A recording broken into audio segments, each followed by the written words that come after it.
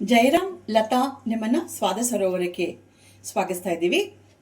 ಇವತ್ತು ನಾನು ಬಹಳ ಒಂದು ಹಳೆಯ ಕಾಲದ ಫಾಸ್ಟ್ ಆ್ಯಂಡ್ ಈಸಿ ಫುಡ್ ಅಥವಾ ಒಂದು ಟೀ ಟೈಮ್ ಸ್ನ್ಯಾಕ್ ಅಂತ ಹೇಳ್ಬೋದು, ಅದನ್ನು ಮಾಡಿದ್ದೀನಿ.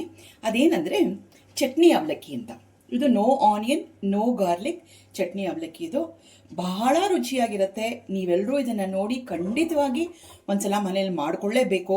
ನಾನು ಇದು ಮಾಡಿ ಈ ದೇವ್ರಿಗೆ ನೈವೇದ್ಯ ಮಾಡಿ ಬಾಯಿಗೆ ಹಾಕೊಂಡ್ರೆ ಬಹಳ ರುಚಿಯಾಗಿದೆ, ಮರಿಲಾರದಂತಹ ಅದು ಒಂದು ಟೇಸ್ಟು. ಇದನ್ನು ಹೇಗೆ ಮಾಡೋದು ಅಂತ ನೋಡೋಣ. ಅದಕ್ಕಿಂತ ಮೊದಲು ನಮ್ಮ ಚಾನಲ್ ಯಾರ್ಯಾರು ಮೊದಲ ಸಲ ನೋಡ್ತಾ ಇದ್ದೀರೋ ಎಲ್ಲರೂ ಸಬ್ಸ್ಕ್ರೈಬ್ ಮಾಡಿ, ಲೈಕ್ ಮಾಡಿ, ಇತರರೆಲ್ಲರೂ ಲೈಕು ಶೇರ್ ಮಾಡಿ, ಮತ್ತು ಬೆಲ್ ಐಕಾನ್ ಬರುತ್ತಲ್ಲ ಆ ಬೆಲ್ ಐಕಾನ್ ಪ್ರೆಸ್ ಮಾಡಿ ಆಲ್ ಅನ್ನೋ ಆಪ್ಷನ್ ಸೆಲೆಕ್ಟ್ ಮಾಡಿದ್ರೆ ನಿಮಗೆ ನಾವು ಮಾಡೋ ಪ್ರತಿಯೊಂದು ಅಡುಗೆ ನೋಟಿಫಿಕೇಶನ್ ನಿಮಗೆ ಮೊದಲು ಬಂದು ಸೇರುತ್ತೆ. ಇವಾಗ ಚಟ್ನಿ ಅವಲಕ್ಕಿ ಮಾಡೋದು ಹೇಗೆ ಅಂತ ನೋಡೋಣ. ಚಟ್ನಿ ಅವಲಕ್ಕಿ ಮಾಡೋಕ್ಕೆ ನಾನು 2 ಟೇಬಲ್ ಸ್ಪೂನಷ್ಟು ಧನಿಯಾ, 1 ಟೇಬಲ್ ಸ್ಪೂನಷ್ಟು ಜೀರಿಗೆ, 1 ಚಿಟಿಕೆ ಮೆಂತ್ಯ, 6 ಮೆಣಸುಕಾಳು ತೊಗೊಂಡಿದ್ದೀನಿ. ಇದೆಲ್ಲದನ್ನು ಡ್ರೈ ರೋಸ್ಟ್ ಮಾಡ್ಕೊಂಬಿಡೋಣ. ಒಳ್ಳೆ ಪರಿಮಳ ಬರೋವರೆಗೂ ಡ್ರೈ ರೋಸ್ಟ್ ಮಾಡ್ಕೊಂಬಿಡೋಣ. ಒಳ್ಳೆ ಸುವಾಸನೆ ಬರ್ತಾ ಇದೆ. ಈ ಮಸಾಲಗಳದ್ದೆಲ್ಲ ಹುರಿದಿರೋದು ಘಮ ಘಮ ಅಂತ ಇದೆ. ಇವಾಗ ನಾವೊಂದು 5 ಬ್ಯಾಡಗಿ ಮೆಣಸಿನ್ಕಾಯಿ ಇಟ್ಕೊಂಡಿದ್ದೀನಿ, ಪೀಸ್ ಮಾಡಿ ಇಟ್ಕೊಂಡಿದ್ದೀನಿ. 5 ಬ್ಯಾಡಗಿ ಮೆಣಸಿನ್ಕಾಯಿ ಹಾಕೋತೀನಿ.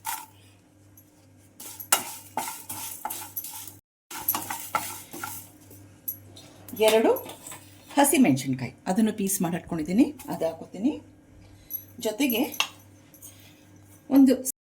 ಒಂದು ಸಣ್ಣ ನೆಲ್ಲಿಕಾಯಿ ಗಾತ್ರದಷ್ಟು ಹುಣಸೆ ಹಣ್ಣು ತೊಳೆದಿಟ್ಕೊಂಡಿದೆ, ಅದನ್ನು ಹಾಕೋತಾ ಇದ್ದೀನಿ. ಒಂದು ಚಿಕ್ಕ ಬಟ್ಲಷ್ಟು ತೆಂಗಿನಕಾಯಿ ತುರಿ, ಸಣ್ಣ ಹೋಳಿರುತ್ತಲ್ಲ ತೆಂಗಿನಕಾಯಲ್ಲಿ, ಆ ಸಣ್ಣ ಹೋಳಲ್ಲಿ ಒಂದು ಸ್ವಲ್ಪ ತೊಗೊಂಡು ಹುರ್ಕೋತಾ ಇದ್ದೀನಿ.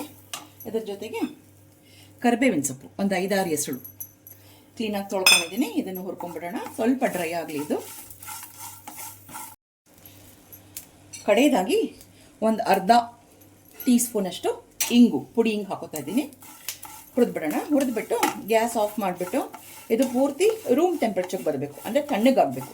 ತಣ್ಣಗಾದ್ಮೇಲೆ ಸ್ವಲ್ಪ ತರ್ತರಿಯಾಗಿ ಪುಡಿ ಮಾಡ್ಕೊಳ್ಳೋಣ. ಚಟ್ನಿ ಅವಲಕ್ಕಿ ಈ tea time snack no onion no garlic snack.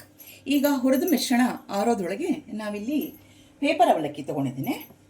ಒಂದು 200 ಗ್ರಾಮಷ್ಟು ಪೇಪರ್ ಅವಲಕ್ಕಿ ಇದೆ. ಇದಕ್ಕೆ ಈ ಬಾಣಲೆಗೆ 1 ಟೀ ಸ್ಪೂನಷ್ಟು ಎಣ್ಣೆ ಹಾಕ್ಕೊಂಡಿದ್ದೀನಿ. ಸ್ವಲ್ಪ ಇದನ್ನು ಬೆಚ್ಚಗೆ ಮಾಡ್ಕೊಂಡ್ಬಿಡೋಣ.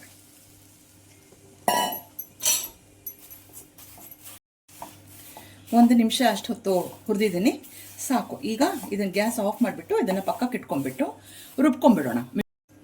ಹುರಿದ ಮಿಶ್ರಣನ ಮಿಕ್ಸರ್ ಜಾರಿಗೆ ಹಾಕ್ಕೊಂಡಿದ್ದೀನಿ.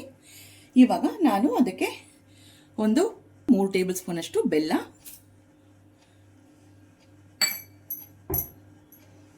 ರುಚಿಗೆ ತಕ್ಕಷ್ಟು ಉಪ್ಪು, 200 ಗ್ರಾಮ್ ಅವಲಕ್ಕಿ ತೊಗೊಂಡಿದ್ದೀನಿ, ಅದಕ್ಕೆ ರುಚಿಗೆ ತಕ್ಕಷ್ಟು ಉಪ್ಪು, ಇದನ್ನೆಲ್ಲ ಹಾಕ್ಕೊಂಡು ತರ್ತರಿಯಾಗಿ ಪುಡಿ ಮಾಡ್ಕೊಂಬರೋಣ. ಪುಡಿ ಮಾಡಬೇಕಾದ್ರೆ ಅಕಸ್ಮಾತು ನಿಮಗೆ ಅದು ನೈಸಾಗಿ ಪುಡಿ ಆಗಲಿಲ್ಲ ಅಂದರೆ ಒಂದು ಸ್ವಲ್ಪ ಕಾದ ನೀರು ಇಟ್ಕೊಂಡಿದ್ದೀನಿ, ಅಂದರೆ ಕುದಿಸಿ ಆರಿಸಿರೋ ನೀರು ಇಟ್ಕೊಂಡಿದ್ದೀನಿ. ಇದನ್ನು ಮಿಕ್ಸರ್ ಮೂವ್ ಆಗಲಿಲ್ಲ, ತುಂಬ ಗಟ್ಟಿ ಆಯ್ತಂದರೆ ಇದನ್ನು ಬೇಕಾಯ್ತಂದರೆ ಸ್ವಲ್ಪ ಸೇರಿಸ್ಕೊಳ್ಳೋಣ. ಮಿಶ್ರಣ ರುಬ್ಕೊಂಡಿದ್ದೀನಿ, ತರ್ತರಿಯಾಗಿ ರುಬ್ಕೊಂಡಿದ್ದೀನಿ. ನೀರೇನು ಅಗತ್ಯ ಬರಲಿಲ್ಲ, ಸೊ ನಾ ಏನು ನೀರು ಹಾಕ್ಕೊಂಡಿಲ್ಲ. ಇವಾಗ ಈ ಮಿಶ್ರಣನ ಈ ಹುರಿದಿರೋ ಅವಲಕ್ಕಿ ಇದೆಯಲ್ಲ, ಅವಲಕ್ಕಿಗೆ ಸ್ವಲ್ಪ ಸೇರಿಸಿ ಕೈಯಲ್ಲಿ ಚೆನ್ನಾಗಿ ಮಿಕ್ಸ್ ಮಾಡೋಣ.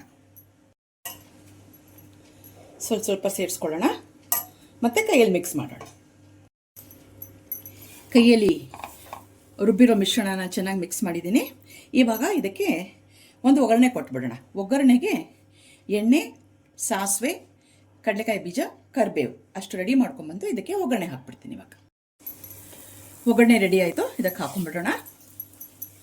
ಹಾಕೊಂಡ್ಬಿಟ್ಟು ಒಂದು ಸ್ವಲ್ಪ ಮಿಕ್ಸ್ ಮಾಡಿಬಿಡೋಣ. ಇದರೊಳಗೆ ಎಲ್ಲ ಪದಾರ್ಥಗಳು ಹುರಿದಿರೋದ್ರಿಂದ ಇದಕ್ಕೆ ಫ್ರಿಜ್ಜಿನ ಅವಶ್ಯಕತೆ ಇಲ್ಲ. ನೀವು ಹೊರಗಡೆ ಇಟ್ಕೊಂಡ್ರೆ ಕೂಡ ಒಂದು ಏರ್ ಟೈಟ್ ಡಬ್ಬದಲ್ಲಿ ಹಾಕಿಟ್ಕೊಂಡ್ರೆ ಸಾಯಂಕಾಲದ ಹೊತ್ತು ಈವ್ನಿಂಗ್ ಸ್ನ್ಯಾಕ್ ಹಾಗೆ 1 ವಾರದಿಂದ 10 ದಿನದವರೆಗೂ ಕೆಡೋದಿಲ್ಲ. ಸುಲಭವಾಗಿ ಮಾಡ್ಕೋಬೋದು. ಎಲ್ಲರೂ ಇದನ್ನು ಮನೇಲಿ ಟ್ರೈ ಮಾಡ್ತೀನಿ ಅಂತ ಅಂದ್ಕೊಂಡಿದ್ದೀನಿ. ಟ್ರೈ ಮಾಡಿ ಹೇಗೆ ಬಂತು ಅಂತ ನಮಗೆ ಕಾಮೆಂಟಲ್ಲಿ ತಿಳಿಸಿ.